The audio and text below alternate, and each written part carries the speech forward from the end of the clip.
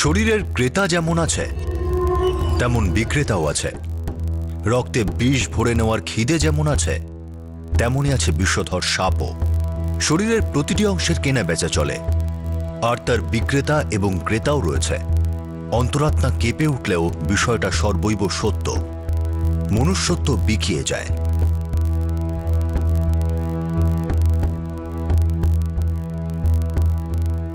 পাচার চক্র।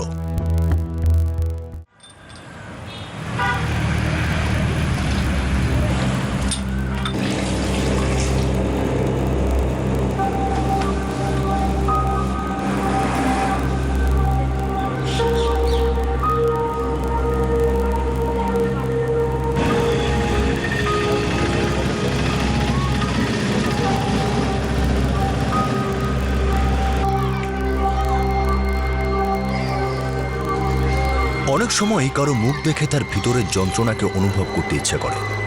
মন চায় যে তার কাছে যেতে, তার মনের কথা জানতে। কিন্তু সচেতন মন বলে ওঠে, মাথা ঘামিও না। যদি কোনো সমস্যায় পড়তে হয়, বিপদে জড়িয়ে পড়লে,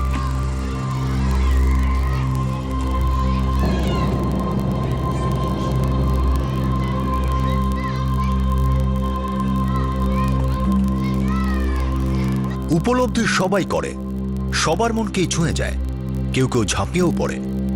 মনুষ্যত্বের অবনমন যেমন আছে তেমন তার উত্তরণও আছে।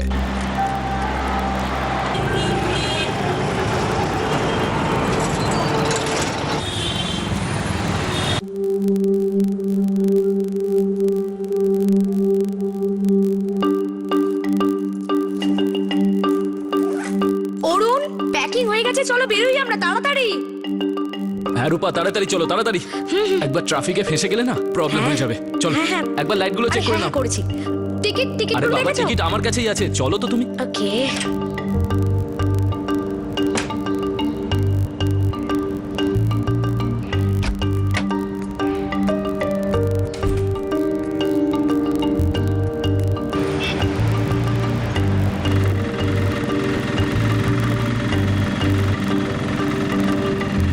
মাকে বলে দিয়েছো তো যে আমরা মাত্র দুদিনের জন্য যাচ্ছি? হ্যাঁ সোনা, ফিরে তো আসতেই হবে না। 19 তারিখে আমার একটা প্লে আছে, ভুলে গেলে? আরে হ্যাঁ, আর আমার নতুন প্লের রিহার্সালও 20 তারিখ থেকে শুরু। ট্রিপটা একবারও ঠিক করে পড়া হয়নি। বাসে যেতে যেতে ওটা পড়ে ফেলবো আমি।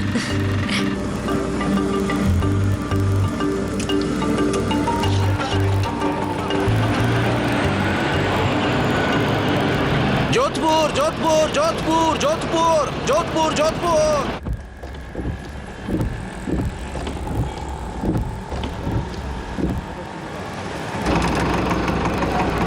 এসো। जोधपुर जोधपुर जोधपुर जोधपुर जोधपुर जोधपुर বাসে ঢোকার পর থেকে না অদ্ভুত একটা ফিলিং হয় আমার। ঘুমিয়ে পড়ো না হয়। দেখো এক মিনিট। টিকিট টিকিট টিকিট ওকে, এটা দিস ওয়ান। এইদিকে, কাম। এদিকটাই বসি। অরুণ, এক মিনিট। কি হলো? স্ক্রিপ্ট। It's great. একটা কথা বলো, এই সব জিনিস তুমি লাস্ট টাইমে মনে রাখো কি করে? That's me. এই হলো তোমার স্ক্রিপ্ট, থ্যাংক ইউ। আমার মিউজিক গিয়ার। আচ্ছা শোনো, জুস আনবো না জল? জল। আমি জানতাম তুমি জল খাবে।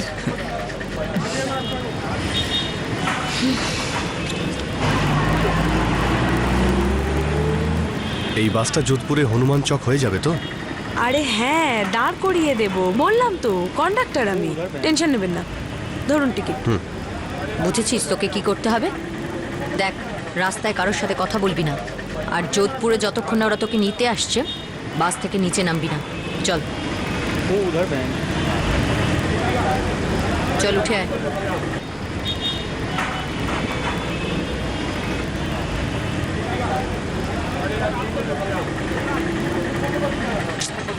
ব্যাগটা দে। এটা তোর সিট, বস।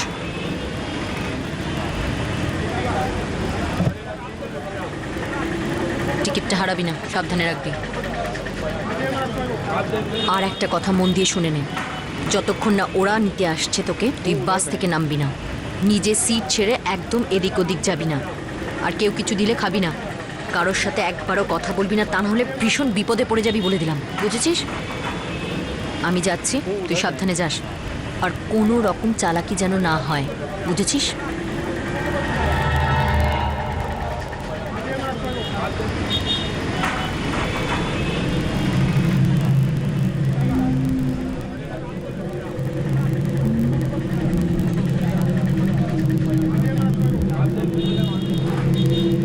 কোল্ড ড্রিঙ্কস লাগবে, কোল্ড ড্রিঙ্ক লাগবে, ম্যাডাম, কোল্ড ড্রিঙ্ক। ওই মেয়েটার একটু খেয়াল রাখবেন যেন কোথাও নেমে না যায়।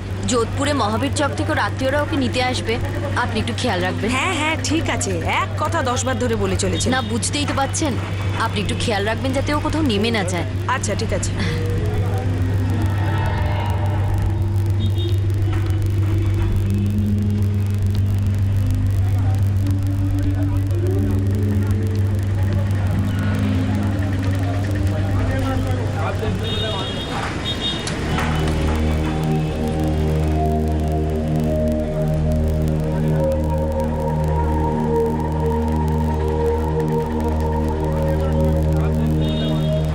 সো রাগ কমলো? অ্যাক্ট 1। এই পড়তে শুরু করেছি, এই সিন 2 পড়ছি। আচ্ছা।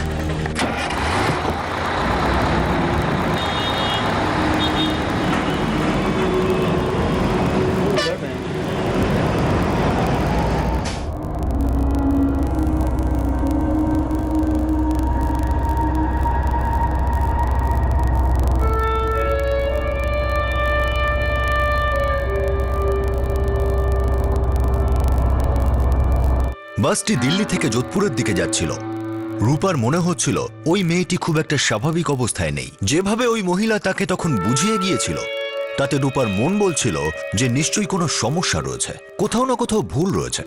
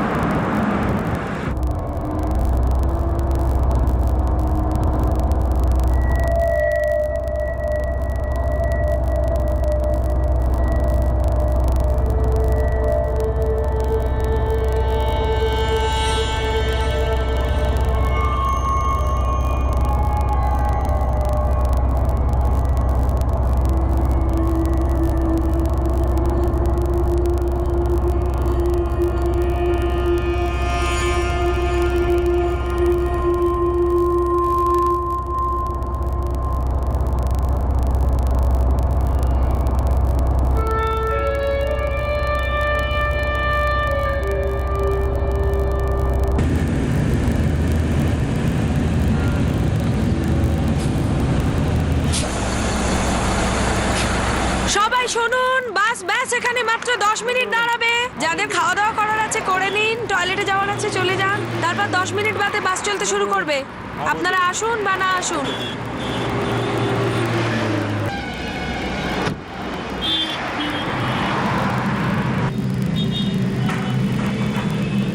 অরুণ, অরুণ, ওয়াশরুম যাবে? হল্ট হয়েছে? আমার খুব ঘুম পাচ্ছে, তুমি যাও ফ্রেশ হয়ে এসো প্লিজ। আর শোনো, একটু তাড়াতাড়ি এসো।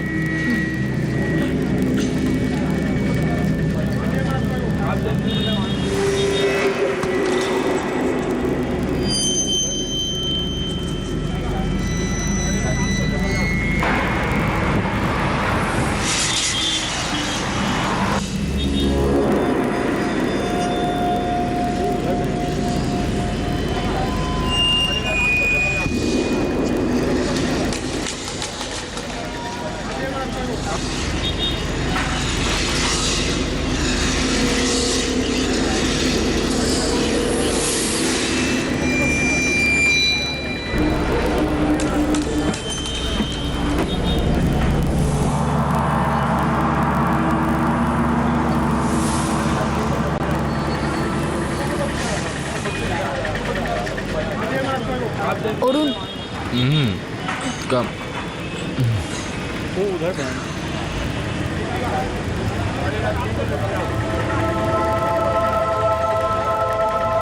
অরুণ, ওই মেয়েটাকে দেখো, কি হয়েছে? ওই মেয়েটাকে দেখো, জানলার ধারে বসে আছে। আস্তে আস্তে মাথা ঘুরিয়ে দেখো, সোমা, দেখো প্লিজ। কি হয়েছে ওর? মনে হচ্ছে গন্ডগোল আছে। এমন কেন মনে হচ্ছে তোমার? একজন মহিলা ওকে ছাড়তে এসেছিলেন সকালে। যেভাবে উনি বিহেভ করছিলেন, ওকে বোঝাচ্ছিলেন, আমি তো 100% শিওর কিছু একটা গন্ডগোল আছে। আমার তো মনে হয় যে এই মেয়েটা একাই ট্রাভেল করছে। এমন কোনো ব্যাপারই নয় সোনা, তুমি বেকার ভাবছো। ওই আঙ্কেল যে ওনার পাশে বসে আছেন, উনি ওর সাথেই আছেন। উনি কিছুক্ষণ আগে ওর জন্য ফ্রুট জুস কিনে আনলেন, আমি নিজে দেখেছি।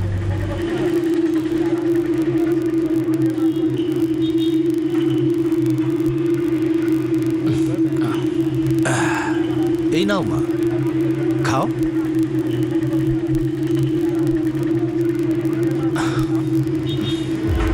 না, আমার মনে হয় না যে ওই আঙ্কেল ওর সাথে আছেন। আঙ্কেলকে দেখতে তো মোটামুটি বড়লোক মনে হয়, কিন্তু ওই মেয়েটাকে দেখো, ওর ড্রেসটা দেখো, মনে হয় কারোর থেকে চেয়ে পড়েছে। ওর সাইজেরও নয় ড্রেসটা।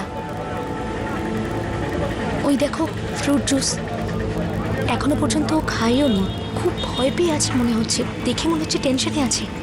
আর অরুণ সকালে যে মহিলা এসেছিলেন না, উনি এটাও বলছিলেন যে কারোর সাথে কথা বলো না, কেউ যদি কিছু দেয় তাহলে সেসব খেও না, এসব কিছু বলছিলেন। ব্যাপারটা কিন্তু গোলমেলে লাগছে। অরুণ নিশ্চয়ই কিছু একটা গন্ডগোল আছে। সোনা, তুমি আননেসেসারি ডাউট করছো এসব নিয়ে। এমন কিচ্ছু না, হতে পারে ওই মেয়েটাকে দেখে লোকটা চিন্তা করছে, তাই এমন বলছিল। ঠিক আছে, তুমি স্ক্রিপ্টটা পড়ো।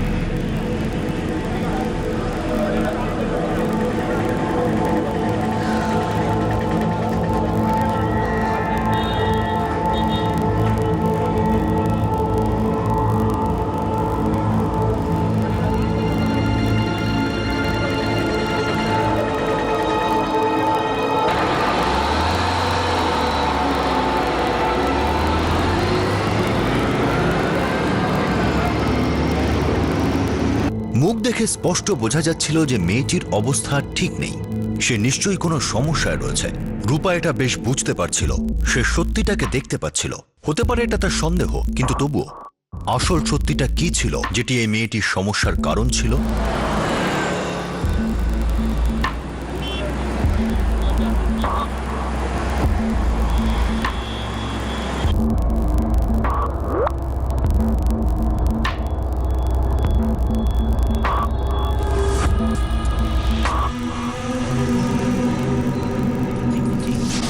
Unless you make an effort to inquire about the labor behind the brands you buy, child laborers in the world, they are deprived of their freedom, education, and healthcare. They are trafficked and enslaved. They have lost human dignity. Child খুব ভালো laborers হয়েছে in এটা, the world, ভীষণ informative. they Rupa, are deprived. এটা তো প্রকৃত সত্যের ছোট্ট একটা অংশ। কত স্টেটস আছে যেখানে এখনো কভার করাই হয়নি। আর এই যে ট্রাফিকিং এর ঘটনা, আমাদের দেশে না জানি কত রকম ভাবেই ঘটে। জোর করে বিয়ে, প্রস্টিটিউশন, শিশু শ্রম। আর জানিস এর সবচেয়ে বেশি শিকার কারা? বাচ্চারা। কারণ ওদের যা বলা হয় ওরা তাই করে, ভয় পায়। জোর করে ওদের এখানে ওখানে নিয়ে যাওয়া যায়, যা ইচ্ছা করানো যায়। সবচেয়ে বেশি শিকার বাচ্চারাই হয়, কারণ ইজিলি ওদের মলেস্ট করা যায়। আমি যা সন্দেহ করছি যদি তা সত্যি হয়, তাহলে এই মেয়েটা ট্রাফিকিং হচ্ছে। এটা সত্যি নাকি আমি শুধু শুধু এই সমস্ত ভুলভাল ভাবছি?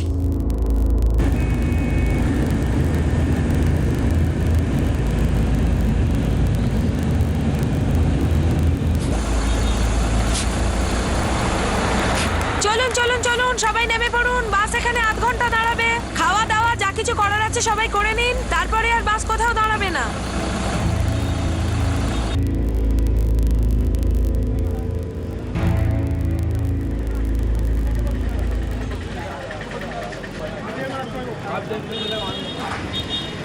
হাই, নাম কি তোমার? দেখো, ভয় পেও না, আমিও যোধপুরেই যাচ্ছি। তোমাকে একা দেখে ভাবলাম তোমার সাথে এসে কথা বলি। বলো, কি নাম তোমার? কাজল। কাজল, খুব সুন্দর নাম। দিল্লিতে থাকো? তাহলে কোথায় থাকো? কুপই। কুপই কোথায় সেটা? ঝাড়খণ্ড। আচ্ছা, আর তুমি কোথায় যাচ্ছ? জানি না। কত বয়স তোমার? 21। 21? আচ্ছা কাজল, একটা কথা বলো তো, ওই যে মহিলা তোমায় সকালে ছাড়তে এসেছিলেন, তোমার কে হন? জানি না। ঠিক আছে, যদি তুমি কিছু না বলতে চাও তাহলে বলতে হবে না। তুমি আমাকে বলো, তোমার খিদে পেয়েছে? সেই তখন থেকে তুমি খাবার খাচ্ছ না, জল খাচ্ছ না। বলো, কিছু নিয়ে আসবো তোমার জন্য? আচ্ছা ঠিক আছে। অরুণ, অরুণ। কি হলো? শোনা, এই নাও। ওই মেয়েটার বয়স 21 বছর নয়, ও ভীষণ ভয় পেয়ে আছে, কিছু একটা গন্ডগোল আছে। অরুণ, আমার তো মনে হচ্ছে এটা ট্রাফিকিং এর কোনো ব্যাপার। আরে তুমি ওকে আগে গিয়ে স্যান্ডউইচ তো খাওয়াও। আর শোনো, যা কথাই বলবে বুঝে শুনে। আমরা কিছুই ঠিকঠাক জানি না, ঠিক আছে? যাও।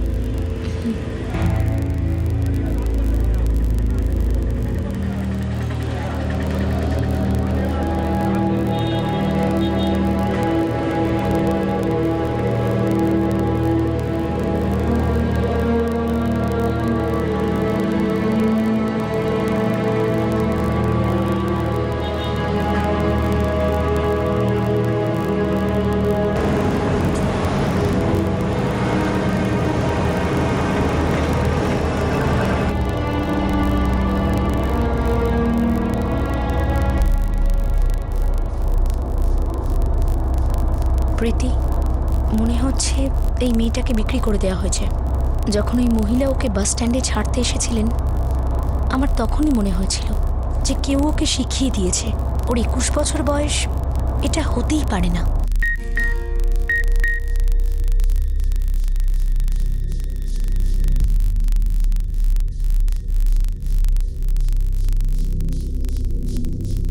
একটা কাজ কর রূপা, ওই মেয়েটার একটা ছবি তোল আর আমাকে ফরওয়ার্ড কর।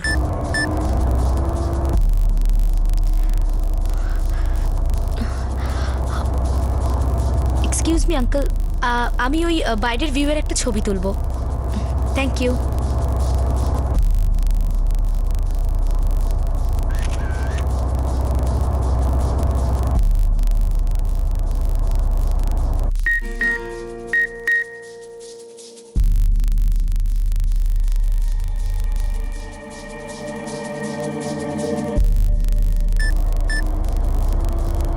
রূপা, ফটো দেখে আমার কিন্তু ওকে মাইনর মনে হলো না।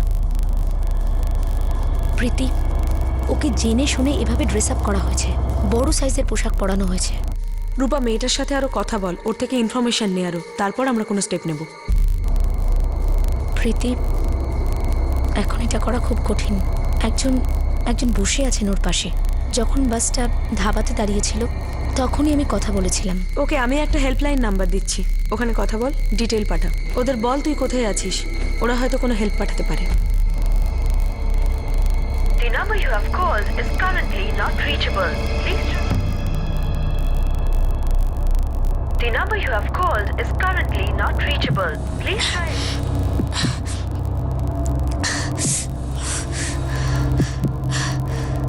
কাজল, কি হয়েছে? সব ঠিক আছে তো? আমার বাথরুম পেয়েছে। এক মিনিট।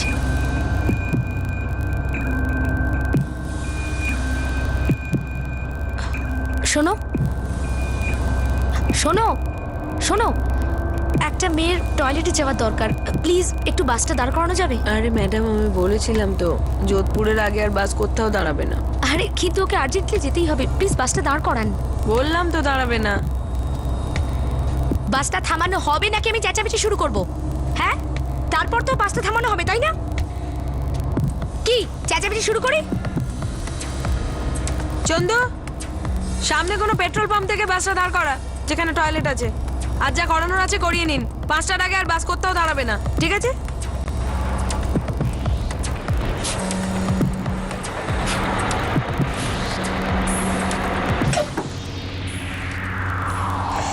কিন্তু ম্যাডাম ওই মহিলা বলেছিল ওই মেয়েটাকে একা কোথাও না ছাড়তে। একা কোথায় যাচ্ছে? আমি আছি তো, আমি খেয়াল রাখবো। এসো এসো, সাবধান। আচ্ছা কাজল, তুমি কি করো? আমি ওই বাড়িতে কাজ করি। কোথায়? দিল্লিতে? কিন্তু তুমি তো বলেছিলে যে তুমি ঝাড়খণ্ডে থাকো, তাহলে দিল্লিতে কেন? হ্যাঁ, দিদি আমাকে নিয়ে এসেছে। কোন দিদি? উনি যিনি তোমাকে আজ সকালে ছাড়তে এসেছিলেন? না, ও তো ম্যাডাম, অন্য দিদি এনেছে। তুমি দিল্লিতে কবে থেকে আছো? 1 মাস ধরে। দিল্লিতে কোথায় কাজ করো তুমি কাজল? ওই আলাদা আলাদা বাড়িতে। 1 বছর ধরে অনেক বাড়িতে কাজ করেছি আমি। 1 বছর? কিন্তু তুমি তুমি তো এক্ষুনি বললে যে তুমি 1 মাস হলো দিল্লিতে আছো। যাও, যাও, আমি ওয়েট করছি। যাও। তুমি কাঁদছো কেন? হ্যাঁ, আমার জামা নোংরা হয়ে গেছে।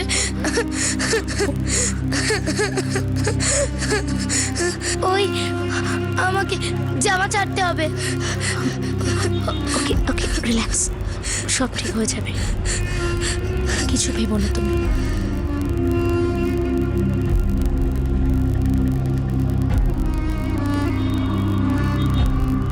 আচ্ছা কাজল, তুমি যা করছো সেগুলো তোমাকে জোর করে করানো হচ্ছে না?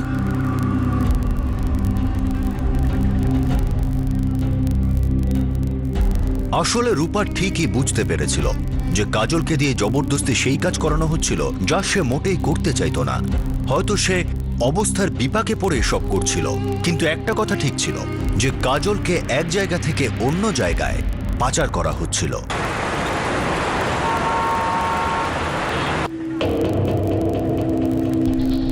দেখুন ম্যাডাম, আমি জানি না ওই মহিলা কে ছিল। ম্যাডাম, ওই আর সিটের মেয়েটাকে একটু খেয়াল রাখবেন যাতে কোথাও নেমে না যায়। সে আমাকে বলেছিল ওই মেয়েটাকে বাইরে কোথাও যেতে না দিতে। ওর টয়লেট যাওয়া দরকার ছিল, সেটা তো আমায় বলবে। আমি সেটা কি করে জানবো? তুমি তাহলে সত্যিই জানো না যে ওই মহিলা এই মেয়েটির কে হন? দেখুন ম্যাডাম, আমি কন্ডাক্টর, রোজ দিল্লি যোধপুর করি। এরকম ভাবে প্যাসেঞ্জারদের ঝামেলায় পড়তে হলে হয়ে গেল আমার কাজ। কে কার কে হয় কে হয় না সেসব জেনে আমার কি দরকার? তাছাড়া ও আমাকে বলেছিল মেয়েটাকে মহাবীর চকে নামিয়ে দিতে। আমি নামিয়ে দেব, আমার ডিউটি ওখানেই শেষ।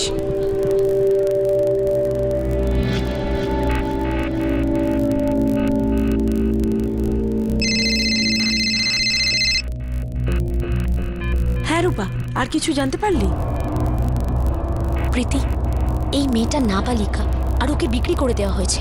আমি 100% শিওর যে হেল্পলাইন নাম্বারটা তুই আমাকে দিয়েছিলি, আমি অনেকবার চেষ্টা করলাম কিন্তু কিছুতেই লাইন পাচ্ছি না। ওকে, তুই অনেকগুলো এনজিওর সঙ্গে যুক্ত আছিস তো এখন, একটু কথা বল না কারোর সাথে, যাতে ওরা এই ম্যাটারটাকে সিরিয়াসলি নেয় আর খুব তাড়াতাড়ি অ্যাকশন নেয়। ওকে, আমি একটা কাজ করছি। আমি ডেলির আয়োকেন এনজিওর সাথে কথা বলছি, অ্যান্ড আই এম শিওর ওরা আমাদের হেল্প করবে, অ্যান্ড ইউ ডোন্ট ওয়ারি। ঠিক আছে, আমরা এই 1 ঘন্টার মধ্যে যোধপুর পৌঁছে যাব। প্লিজ কিছু একটা কর, প্লিজ। আমি এক্ষুনি করছি, ডোন্ট ওয়ারি।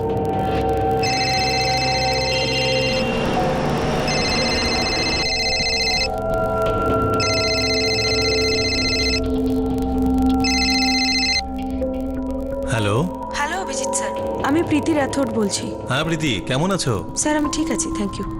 স্যার আমার এক ফ্রেন্ড আছে রূপা চৌধুরী, ও আর ওর হাজব্যান্ড দিল্লি থেকে যোধপুর ট্রাভেল করছে। ওরা বাসে একটা মেয়েকে পায় কাজল নামের। ওদের সন্দেহ যে ওই মেয়েটাকে ট্রাফিকিং করা হচ্ছে। প্রীতি, একটা কাজ করো, আমাকে ওর পুরো ডিটেল দাও।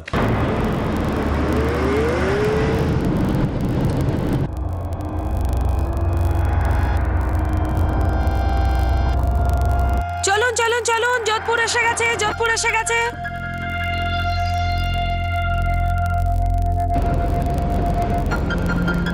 কি হলো? ওই প্রীতিকে হেল্প অ্যারেঞ্জ করার জন্য বলেছি আমি। আর 30 মিনিটের মধ্যে মহাবীর চক পৌঁছে যাব। প্রীতি, এখন এখান থেকে যোধপুর যাওয়া তো ইম্পসিবল। হ্যাঁ স্যার। আমি একটা কাজ করছি, যোধপুরে আমার চেনা একটা এনজিও আছে, আমি ওদের সাথে যোগাযোগ করছি, হয়তো ওরা কিছু করতে পারবে। Thank you very much sir.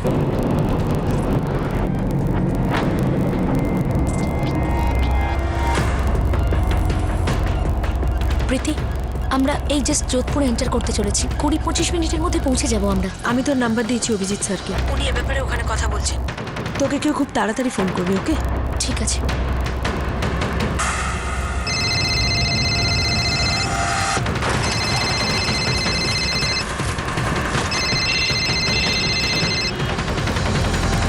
বাস কতদূর পৌঁছেছে অভিজিৎ?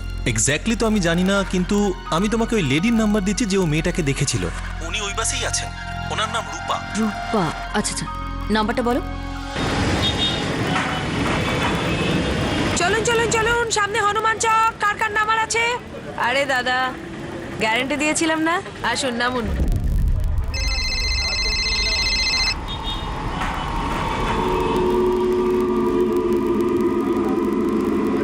হ্যালো হ্যালো রূপা। হ্যাঁ রূপা, আমি দীপা চাওলা বলছি। আমাকে অভিজিৎ এখনই তোমার নাম্বারটা দিয়েছে। হ্যাঁ, প্রীতি কথা বলছিল ওনার সাথে। ওই মেয়েটা এখনো আছে বাসে? হ্যাঁ আছে। আর তোমরা কতদূর পৌঁছেছো? কোথায় এলাম আমরা? হনুমান চক। আমরা হনুমান চক চলে এসেছি। ওই মেয়েটা মহাবীর চকে নেমে যাবে। রূপা, আমি ঘড়িয়ালি 4 রাস্তার মোড়ে যাচ্ছি, আমার অফিসের কাছেই। সমস্ত প্রাইভেট বাস ওখানেই দাঁড়ায়, আমি ওখান থেকে বাসে উঠবো। মহাবীর চকে ততক্ষণে কেউ না কেউ হেল্পের জন্য পৌঁছেই যাবে। তুমি বাসের নাম্বারটা আমাকে বলো। সেটা তো জানি না, আর যদি জিজ্ঞেস করি তো সবাই সন্দেহ করবে। হোয়াইট ভলভো আর নিতা ট্রাভেলস। ওকে, আমি এখনই পৌঁছেছি।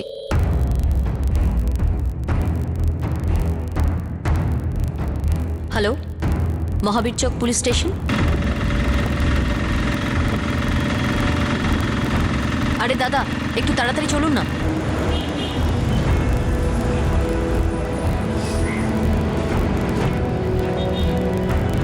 এক্সকিউজ মি, মহাবীর চক যাবেন? হ্যাঁ, 20 টাকা লাগবে। ঠিক আছে।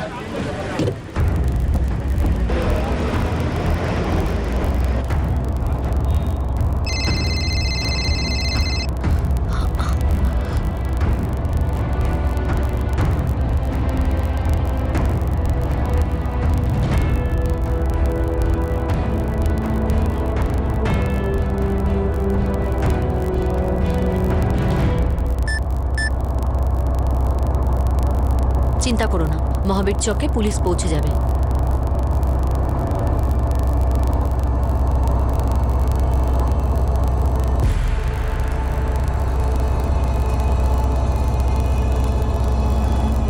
কোথায় যাচ্ছ তুমি?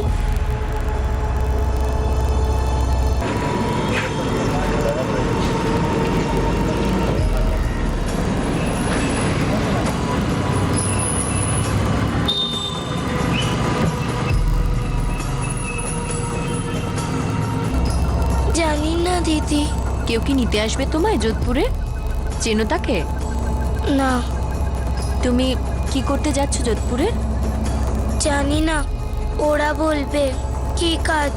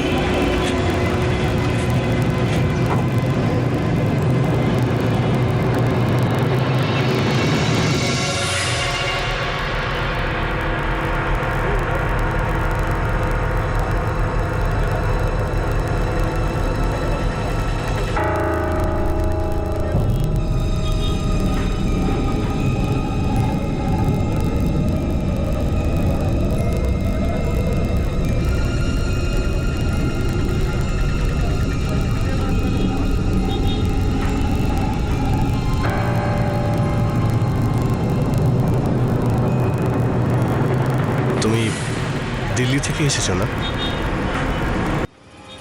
চলো, আমরা তোমাকে নিতে এসেছি।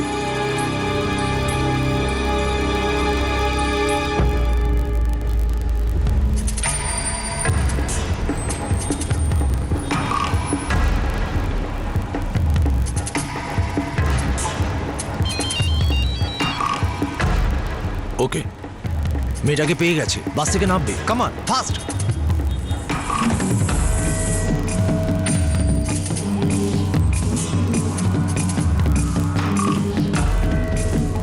দাঁড়াও।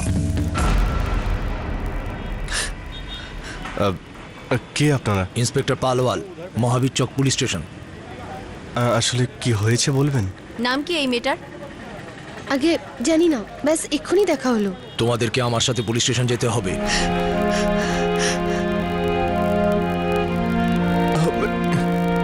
নিয়ে চলো এদের।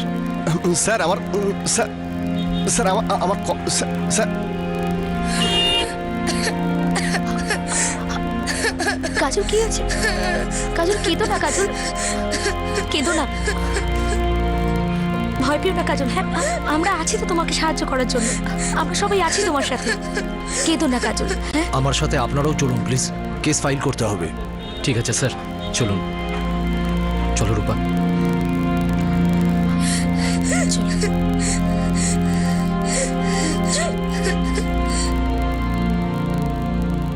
স্যার, আপনি কি বলছেন? স্যার, কেন আমাদেরকে অপবাদ দিচ্ছেন? আমরা স্যার ট্রাফিকার নই, আমরা ডিসেন্ট লোক।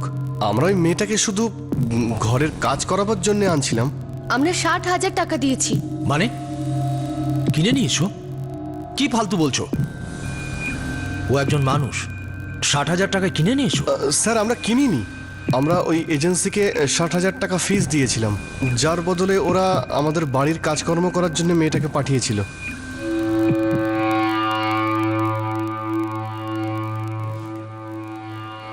কাজল, তুমি দিল্লি কি করে এলে? কে তোমাকে নিয়ে এসেছে? কে পাঠিয়েছে এখানে? বলো আমাকে।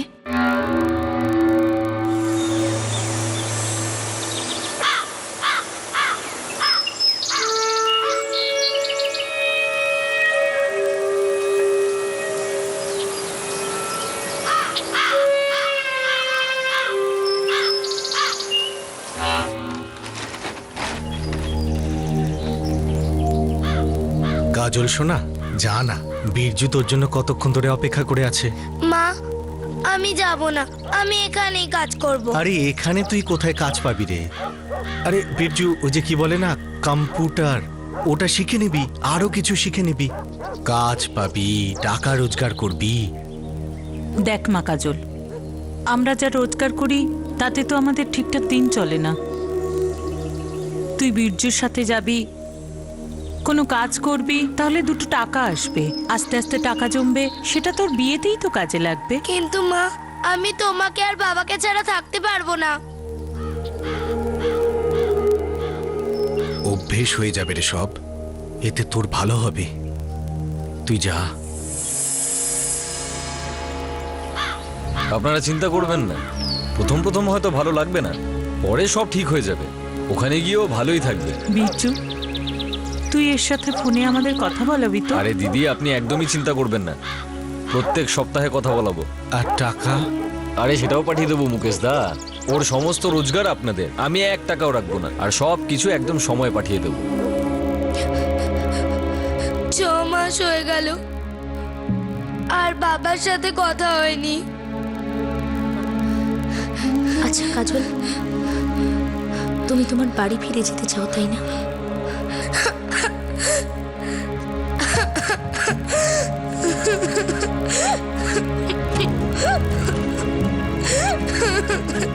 আমরা চাইল্ড কেয়ার কমিটিতে ইনফর্ম করে দিচ্ছি, যতক্ষণ ওর মা বাবা আসছে ও ওদের হেফাজতেই থাকবে।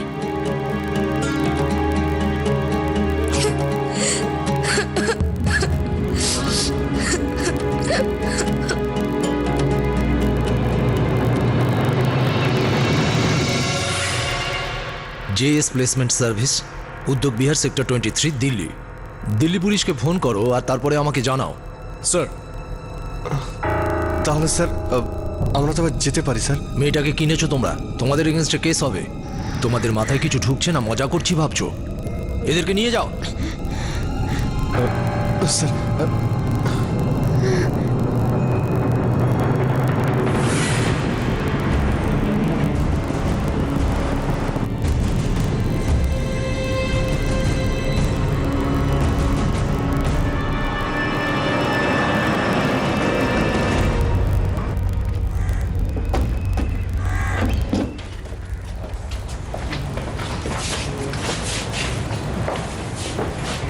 আগে স্যার।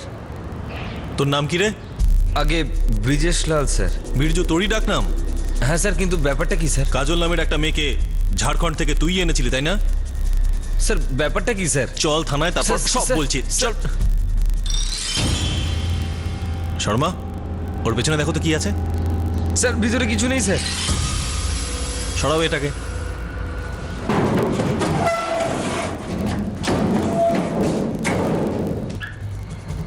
স্যার লক করা। চল খোলে এটাকে।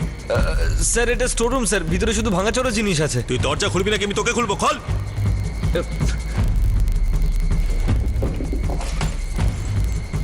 চল খোল, খোল তাড়াতাড়ি খোল।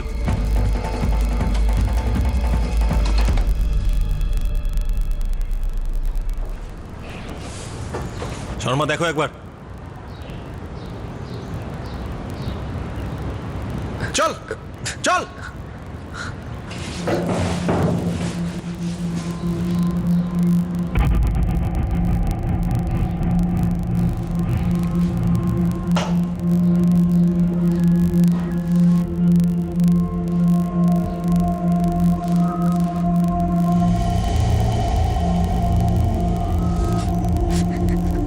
ভয় পেও না তোমরা।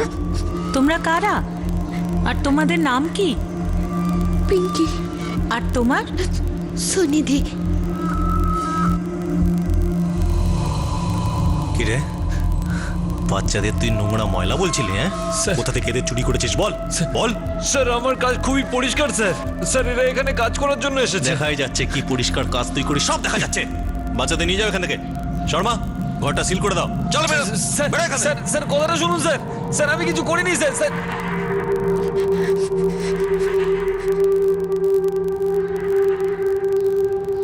দেখো পিঙ্কি, সুনীতি, ভয় পেও না।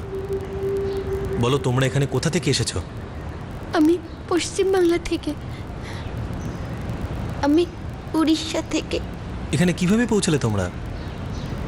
বলো, ওই লোকটা কি জোর করে তোমাদের ধরে নিয়ে এসেছে? তোমাদের কোথায় কাজে পাঠাতো? সাহেব, আমি প্রথমে গ্রামে ছিলাম। আমি জানি না আমাকে এখানে কে নিয়ে এসেছে। আমার সাথে খারাপ কাজ করেছে, তারপর আমাকে এখানে এনেছে। আমাদের গ্রামেতে মন্দিরা আন্টি আছে, ও আমাকে নিয়ে এসেছে। বলেছিল দিল্লিতে ঘুরতে নিয়ে যাবে। তোমরা দুজন দিল্লিতে কবে থেকে আছো? প্রায় 2 মাস। প্রথমে হরিয়ানায় ছিলাম, তারপরে আমি জানতে পারলাম যে পিচ্চু আমাকে মুম্বাই নিয়ে যাবে কোনো বারে কাজকর্ম করার জন্য। 2 দিন হলো আমি এখানে এসেছি। মন্দিরা আন্টি বীরজুর কাছে রেখে আমাকে চলে গেছে। আমাকে বাড়ি নিয়ে চলুন সাহেব। দেখো তোমরা একদম চিন্তা করবে না, আমরা সব ব্যবস্থা করে দেবো। তোমরা নিশ্চিন্তে এখানে থাকো। চাইল্ড কেয়ার কমিটিকে ডাকো। Yes sir.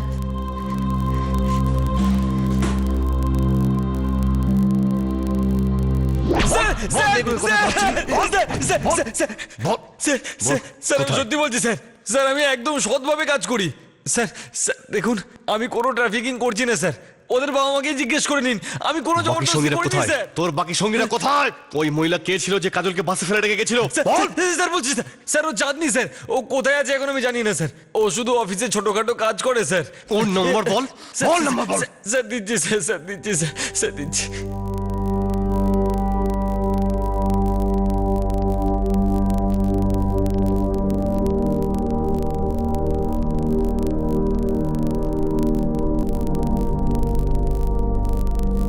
কেমন আছো কাজল? তোমার মা বাবার সাথে গোপাইয়ের পুলিশের কথা হয়েছে। ওনারা খুব তাড়াতাড়ি আসবেন আর তোমাকে নিয়ে যাবেন ওনাদের সাথে। দেখ মা কাজল, আমরা যা রোজগার করি তাতে তো আমাদের ঠিকঠাক দিন চলে না। কিন্তু মা, আমি তোমাকে আর বাবাকে ছাড়া থাকতে পারবো না। খুশি?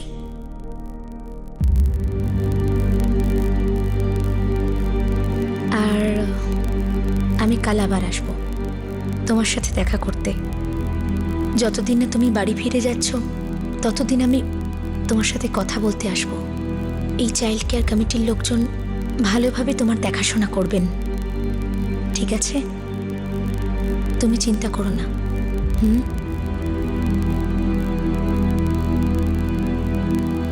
বাই কাজল।